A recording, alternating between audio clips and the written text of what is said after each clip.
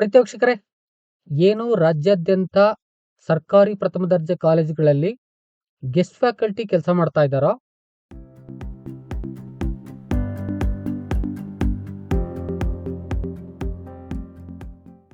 ಅವ್ರಿಗೆ 1ನೇ ಸುತ್ತು 2ನೇ ಸುತ್ತು ಕೌನ್ಸಿಲಿಂಗು ನಡೆಸಲಾಗಿತ್ತು.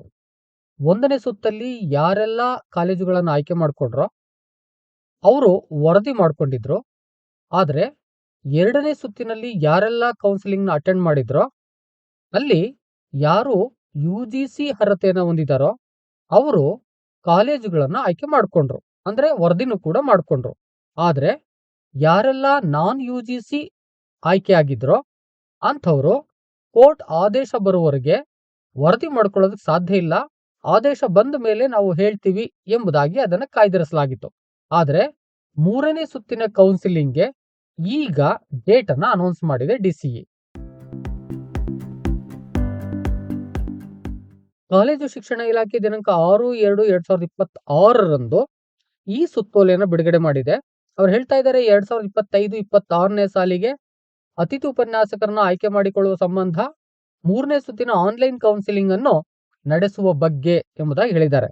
ಮುಂದುವರೆದು 25-26ನೇ ಸಾಲಿಗೆ ಏನು ಕಾಲೇಜು ಶಿಕ್ಷಣ ಇಲಾಖೆ ವ್ಯಾಪ್ತಿಯ ಸರ್ಕಾರಿ ಪ್ರಥಮ ದರ್ಜೆ ಕಾಲೇಜುಗಳಿದ್ದಾವೋ ಅಲ್ಲಿ ಸರ್ಕಾರಿ ಸಂಸ್ಕೃತ ಹಾಗೂ ಚಿತ್ರಕಲಾ ಕಾಲೇಜುಗಳನ್ನು ಒಳಗೊಂಡಂತೆ ಖಾಯಂ ಉಪನ್ಯಾಸಕರಿಗೆ ಕಾರ್ಯಭಾರ ಹಂಚಿಕೆ ಮಾಡಿದ ನಂತರ ಉಳಿಕೆಯಾಗುವ ಬೋಧನಾ ಕಾರ್ಯಭಾರಕ್ಕನುಗುಣವಾಗಿ ಗ್ರಂಥಪಾಲಕರು ಹಾಗೂ ದೈಹಿಕ ಶಿಕ್ಷಣರನ್ನು ಒಳಗೊಂಡಂತೆ ಆನ್ಲೈನ್ ಕೌನ್ಸಿಲಿಂಗ್ ಪ್ರಕ್ರಿಯೆ ಮೂಲಕ ಆಯ್ಕೆ ಮಾಡಿಕೊಳ್ಳುವ ಸಂಬಂಧ ಕಾಲೇಜು ಆಯ್ಕೆ ಮಾಡಿಕೊಳ್ಳಲು ಈಗಾಗಲೇ 1 ಮತ್ತು 2ನೇ ಸುತ್ತಿನ ಆನ್ಲೈನ್ ಕೌನ್ಸಿಲಿಂಗ್ ಅನ್ನು ನಡೆಸಲಾಗಿರುತ್ತದೆ. ಈ ರೀತಿ ಅಭ್ಯರ್ಥಿಗಳು 1 ಮತ್ತು 2ನೇ ಸುತ್ತಿನ ಆನ್ಲೈನ್ ಕೌನ್ಸಿಲಿಂಗ್ ನಲ್ಲಿ ಕಾಲೇಜು ಆಯ್ಕೆ ಮಾಡಿಕೊಂಡು ಸಂಬಂಧಪಟ್ಟ ಕಾಲೇಜುಗಳಲ್ಲಿ ಅತಿಥಿ ಉಪನ್ಯಾಸಕರ ಕರ್ತವ್ಯಕ್ಕೆ ವರದಿ ಮಾಡಿಕೊಂಡ ನಂತರ ಉಳಿಕೆಯಾಗಿರುವ ಕಾರ್ಯಭಾರಕ್ಕೆ ಅತಿಥಿ ಉಪನ್ಯಾಸಕರನ್ನು ಆಯ್ಕೆ ಮಾಡಿಕೊಳ್ಳುವ ಸಂಬಂಧ 3ನೇ ಸುತ್ತಿನ ಆನ್ಲೈನ್ ಕೌನ್ಸಿಲಿಂಗ್ ಅನ್ನು ನಡೆಸಲು ಈ ಕೆಳಕಂಡಂತೆ ಆಯ್ಕೆ ಪ್ರಕ್ರಿಯೆಯ ವೇಳಾಪಟ್ಟಿಯನ್ನು ಪ್ರಕಟಿಸಲಾಗಿದೆ. ಟೈಮ್ ಟೇಬಲ್ ಅನ್ನು ಕೊಟ್ಟಿದ್ದಾರೆ, ನೋಡೋಣ ಬನ್ನಿ. ಸೀರಿಯಲ್ ನಂಬರ್ 1ರಲ್ಲಿ ಪ್ರಾಂಶುಪಾಲರು ಇಲಾಖೆಯ EMIS ತಂತ್ರಾಂಶದಲ್ಲಿ ಲಭ್ಯವಿರುವ ಕಾರ್ಯಭಾರವನ್ನು ಅಪ್ಲೋಡ್ ಮಾಡುವ ಬಗ್ಗೆ ದಿನಾಂಕವನ್ನು ಪ್ರಕಟಿಸಿದ್ದಾರೆ.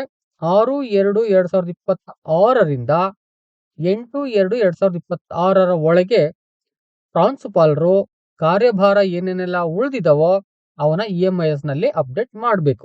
1. 2ನೇದು ಲಭ್ಯವಿರುವ ಕಾರ್ಯಭಾರಕ್ಕನುಗುಣವಾಗಿ ಅಗತ್ಯವಿರುವ ಅತಿಥಿ ಉಪನ್ಯಾಸಕರ ಕಾಲೇಜುವಾರು ಪಟ್ಟಿ ಹಾಗೂ ಅಭ್ಯರ್ಥಿಗಳ ಮೆರಿಟ್ ಪಟ್ಟಿ ಪ್ರಕಟಿಸುವ ದಿನಾಂಕ 10/2/2026. ನಂತರದಲ್ಲಿ ಅಭ್ಯರ್ಥಿಗಳ ಮೆರಿಟ್ ಪಟ್ಟಿಯ ಅನ್ವಯ ಕಾಲೇಜು ಆಯ್ಕೆಯ ಆನ್ಲೈನ್ ಕೌನ್ಸಿಲಿಂಗ್ ಪ್ರಕ್ರಿಯೆ ದಿನಾಂಕ, ಅಂದ್ರೆ ಆನ್ಲೈನ್ ಕೌನ್ಸಿಲಿಂಗ್ ಆರಂಭ ಆಗುವ ದಿನಾಂಕವನ್ನ ಕೊಡ್ತಾರೆ. 11/2/2026ರಿಂದ 13/2/2026, ಅಂದ್ರೆ ಒಂದು 3 ದಿನಗಳವರೆಗೆ ನಾವು ಕೌನ್ಸಿಲಿಂಗ್ ನ ಮಾಡ್ತೀವಿ ಎಂಬುದಾಗಿ ಈ ದಿನಾಂಕಗಳನ್ನ ಅನೌನ್ಸ್ ಮಾಡ್ಕೊಂಡಿದೆ. ಈಗ ಕಾಲೇಜಿನಿಂದ ಪ್ರಾಂಶುಪಾಲರು ಏನು EMIS ನಲ್ಲಿ ವರ್ಕ್ ಲೋಡ್ ಇಷ್ಟು ಉಳಿದಿದೆ ಅಂತಕ್ಕಂಥದ್ದನ್ನ ಅಪ್ಡೇಟ್ ಮಾಡ್ತಾರೋ ಆ ನಂತರದಲ್ಲಿ ಅವರು ಮೆರಿಟ್ ಲಿಸ್ಟ್ ನ ಬಿಡ್ತಾರೆ. ಮುಂದೆ ಕೆಲವು ಇಂಪಾರ್ಟೆಂಟ್ ಪಾಯಿಂಟ್ಸ್ ಗಳನ್ನ ಕೊಟ್ಟಿದ್ದಾರೆ ಸೂಚನೆಗಳಲ್ಲಿ, ಅದನ್ನ ಸ್ವಲ್ಪ ನೋಡೋಣ ಬನ್ನಿ. ಅಲ್ಲಿ ಕೆಲವು ವಿಚಾರ ನಮಗೆ ಗೊತ್ತಾಗ್ಬೋದು ಅಂತ ಅನ್ಕೋತೀನಿ. ನಾನು ಚರ್ಚೆ ಮಾಡ್ತೀನಿ. ನಿಮ್ಗೆ ಏನಾದ್ರೂ ಈ ವಿಚಾರಗಳ ಬಗ್ಗೆ ಹೆಚ್ಚಿನ ಮಾಹಿತಿ ಗೊತ್ತಿದ್ರೆ ದಯವಿಟ್ಟು ಕಾಮೆಂಟ್ ಮಾಡಿ ತಿಳಿಸಿ. ಪ್ರಸ್ತುತ ನಡೆಸಲು ಉದ್ದೇಶಿಸಲಾಗಿರುವ 3ನೇ ಸುತ್ತಿನ ಕೌನ್ಸಿಲಿಂಗ್ UGC ನಿಗದಿತ ವಿದ್ಯಾರ್ಹತೆ ಹೊಂದಿರುವ ಅಭ್ಯರ್ಥಿಗಳು ಲಭ್ಯವಿರುವ ವಿಷಯಗಳಲ್ಲಿ ಮಾತ್ರ ಅನ್ವಯಿಸುತ್ತದೆ. 1ನೇ ಸೂಚನೆಯನ್ನು ಕೊಟ್ಟಿದ್ದಾರೆ. ಏನು ನಾವೀಗ 3ನೇ ಸುತ್ತಿನ ಕೌನ್ಸಿಲಿಂಗ್ ನಡೆಸ್ತಾ ಇದೀವಿ, ಇದಕ್ಕೆ UGC ನಿಗದಿತ ವಿದ್ಯಾರ್ಹತೆ ಹೊಂದಿರುವ ಅಭ್ಯರ್ಥಿಗಳು ಅಂತ ಹೇಳ್ತಾ ಇದ್ದಾರೆ. ಅಂದ್ರೆ ಯಾರೆಲ್ಲ UGC ಕ್ವಾಲಿಫೈಡ್ ಇದ್ದಾರೋ ಅವರನ್ನ ನಾವು ಕನ್ಸಿಡರ್ ಮಾಡ್ತೀವಿ. ಯಾವ ವಿಷಯಗಳಿಗೆ?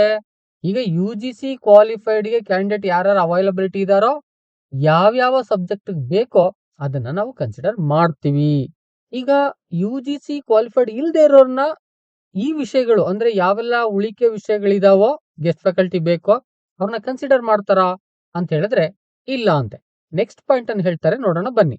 2ನೇ ಪಾಯಿಂಟ್ ಇದೆ, UGC ನಿಗದಿತ ವಿದ್ಯಾರ್ಹತೆ ಹೊಂದಿರುವ ಅಭ್ಯರ್ಥಿಗಳು ಕೊರತೆ ಇರುವ ವಿಷಯಗಳಿಗೆ ನ್ಯಾಯಾಲಯದ ನಿರ್ದೇಶನದ ಮೇರೆಗೆ ಮುಂದಿನ ದಿನಗಳಲ್ಲಿ ಕೌನ್ಸಿಲಿಂಗ್ ನಡೆಸಲು ಕ್ರಮ ವಹಿಸಲಾಗುವುದು.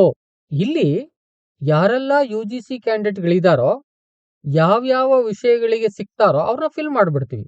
ಒಂದು ವೇಳೆ UGC ಕ್ವಾಲಿಫೈಡ್ ಇಲ್ದೇನೆ ಯಾವ ವಿಷಯಗಳಿಗೆ ಕೊರತೆ ಇದೆಯೋ ಅಂಥ ಸಂದರ್ಭದಲ್ಲಿ ನ್ಯಾಯಾಲಯದ ನಿರ್ದೇಶನದ ಮೇರೆಗೆ ಮುಂದಿನ ಕ್ರಮಗಳನ್ನ ನಾವು ಕೈಗೊಳ್ತೀವಿ ಎಂಬುದಾಗಿ ಹೇಳ್ತಿದ್ದಾರೆ. ಅಂತ ಹೇಳಿದ್ರೆ ಇಲ್ಲಿ ಬಹಳ ಇಂಪಾರ್ಟೆಂಟ್ ಏನಪ್ಪಾ ಅಂತ ಹೇಳಿದ್ರೆ, ಈಗ ನಮ್ಗೆ ಒಂದು ಕ್ಲಾರಿಟಿ ಸಿಗ್ತಾ ಇದೆ. ಅದೇನಂತ ಹೇಳಿದ್ರೆ, ನ್ಯಾಯಾಲಯದಿಂದ ಒಂದು ಮಾಹಿತಿ DC ಗೆ ಬರಬೇಕಾಗಿತ್ತು. ಯಾವ ವಿಚಾರಕ್ಕೆ? 2ನೇ ಕೌನ್ಸಿಲಿಂಗ್ ನಲ್ಲಿ ಯಾರೆಲ್ಲ ನಾನ್ UGC ಕ್ಯಾಂಡಿಡೇಟ್ ಗಳನ್ನ ಆಯ್ಕೆ ಮಾಡ್ಕೊಳ್ಳಾಯ್ತೋ ಅಂಥವ್ರಿಗೆ ಈ ಒಂದು ವರದಿ ಮಾಡಿಕೊಳ್ಳಲು ನ್ಯಾಯಾಲಯದಿಂದ ಒಂದು ಆದೇಶ ಬರಬೇಕಾಗಿತ್ತು. ಇಲ್ಲಿ ನಮಗೆ ಕ್ಲಾರಿಟಿ ಸಿಗ್ತಾ ಇದೆ, ನ್ಯಾಯಾಲಯದಿಂದ ಇನ್ನೂ ಆದೇಶ ಬಂದಿಲ್ಲ. ಆದೇಶದಿಂದಾಗಿ ಯಾವ ಯಾವ ವಿಷಯಗಳಿಗೆ UGC ನಿಗದಿಪಡಿಸಿದಂತಹ ಅಭ್ಯರ್ಥಿಗಳು ಸಿಗ್ತಾ ಇಲ್ವೋ ಅಂಥ ವಿಷಯಗಳಿಗೆ ನ್ಯಾಯಾಲಯದ ನಿರ್ದೇಶನ ಬಂದ ಮೇಲೆ ನಾವು ಕೌನ್ಸಿಲಿಂಗ್ ನ ನಡೆಸ್ತೀವಿ. ಅಲ್ಲಿವರೆಗೆ ಕೌನ್ಸಿಲಿಂಗ್ ನಡೆಸಲ್ಲ. ಈಗ ಯಾರೆಲ್ಲ UGC ಕ್ಯಾಂಡಿಡೇಟ್ಗಳು ಯಾವೆಲ್ಲ ಸಬ್ಜೆಕ್ಟ್ ಗಳಿಗೆ ಅವೈಲಬಿಲಿಟಿ ಇದೆಯೋ ಅಂಥವ್ರಿಗೆ ನಾವು ಕೌನ್ಸಿಲಿಂಗ್ ನಡೆಸ್ತೀವಿ ಎಂಬುದಾಗಿ ಹೇಳಿದ್ದಾರೆ ಅಂತಕ್ಕಂಥದ್ದು. ಇನ್ನು 3ನೇ ಪಾಯಿಂಟ್ ಅನ್ನ ನೋಡೋಣ ಬನ್ನಿ. ಅತಿಥಿ ಉಪನ್ಯಾಸಕರ ಆಯ್ಕೆಗೆ ಸಂಬಂಧಿಸಿದ ಎಲ್ಲಾ ಮಾಹಿತಿಗಳನ್ನು ಇಲಾಖೆಯ ಅಂತರ್ಜಾಲ DCE ವೆಬ್ಸೈಟ್ ನಲ್ಲಿ ಪ್ರಕಟಿಸಲಾಗುವುದು. ಆದ್ದರಿಂದ ಅಭ್ಯರ್ಥಿಗಳು ಸದರಿ ಅಂತರ್ಜಾಲ ತಾಣವನ್ನು ಪ್ರತಿನಿತ್ಯ ಗಮನಿಸಲು ತಿಳಿಸಲಾಗಿದೆ. ಡೈಲಿ ನೋಡ್ಕೊಳ್ಳಿ. ಯಾರೆಲ್ಲ UGC ಕ್ವಾಲಿಫೈಡ್ ಇದ್ದೀರೋ ಅವರು ಅಪ್ಡೇಟ್ ಗಳನ್ನ ನೋಡ್ಕೊಳ್ತಾ ಇರಿ, ನಾವು ಅದರಲ್ಲಿ ಮಾಹಿತಿ ಕೊಡ್ತೀವಿ ಎಂಬುದಾಗಿ ಹೇಳಿದ್ದಾರೆ. ಐ ಥಿಂಕ್ ಎಲ್ರಿಗೂ ಈಗ ಕ್ಲಾರಿಟಿ ಸಿಕ್ಕಿದೆ ಅಂತ ಅನ್ಕೋತೀನಿ. ಈಗ 3ನೇ ಸುತ್ತಿನ ಕೌನ್ಸಿಲಿಂಗ್ ಗೆ ಡೇಟ್ ಅನೌನ್ಸ್ ಮಾಡಿದೆ. ಯಾರೆಲ್ಲ UGC ಕ್ವಾಲಿಫೈಡ್ ಇದ್ದೀರೋ ಅವರು ಈ ಒಂದು ಮೆರಿಟ್ ಲಿಸ್ಟ್ ಅನ್ನ ನೋಡಬಹುದು. ಯಾರೆಲ್ಲ ಪ್ರಿನ್ಸಿಪಾಲ್ಗಳು ಅಪ್ಲೋಡ್ ಮಾಡಿದ ಮೇಲೆ, ವರ್ಕ್ ಲೋಡ್ ನ ಅಪ್ಲೋಡ್ ಮಾಡಿದ ಮೇಲೆ ಅವರು ಮೆರಿಟ್ ಲಿಸ್ಟ್ ಅನ್ನು ಬಿಡ್ತಾರೆ, ಆಗ ನೀವು ನೋಡಬಹುದು ಅಂತ ಅನ್ಕೋತೀನಿ. ಈ ರೀತಿಯ ವೆರಿ ಇಂಪಾರ್ಟೆಂಟ್ ವಿಡಿಯೋಗಳನ್ನ ಮೆಂಬರ್ ಓನ್ಲಿ ವಿಡಿಯೋಗಳಾಗಿ ಮಾಡ್ತಾ ಇದ್ದೀನಿ.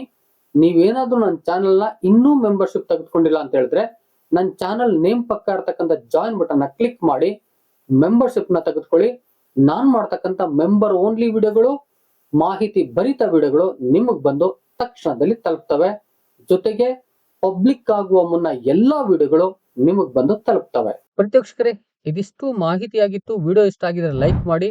ಎಷ್ಟೋ ಮಂದಿಗೆ ಈಗ ಯಾರೆಲ್ಲ ಗೆಸ್ಟ್ ಫ್ಯಾಕಲ್ಟಿ ಆಯ್ಕೆ ಆಗ್ಬೇಕು ಅಂತ ಕಾಯ್ತಾ ಇದ್ದಾರೋ ಅವ್ರಿಗೆ ಬೇಕಾಗತ್ತೆ.